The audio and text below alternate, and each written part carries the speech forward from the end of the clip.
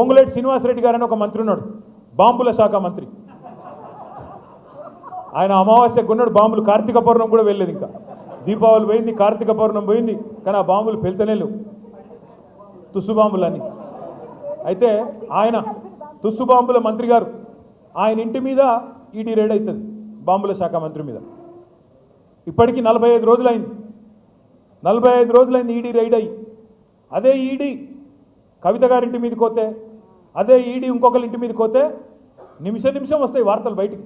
ఇంత దొరికింది, అంత దొరికింది, బంగారం పెన్ను దొరికింది, సిల్వర్ పిన్ను దొరికింది, ఇవన్నీ వస్తాయి. మరి పొంగులేటి శ్రీనివాసరెడ్డి ఇంట్లోకేమో 2 కౌంటింగ్ మెషిన్లు పంపితీవి కదా, నోట్ల కట్టలు ఉన్నాయని చెప్పినారు. 2 కౌంటింగ్ మెషిన్లు పంపినారు. 45 రోజులైన తర్వాత అక్కడ ఇక్కడ కాంగ్రెస్ వాడు మాట్లాడాడు, ఈడీ వాడు మాట్లాడాడు, బీజేపీ వాడు మాట్లాడాడు. శ్మశాన నిశ్శబ్దం.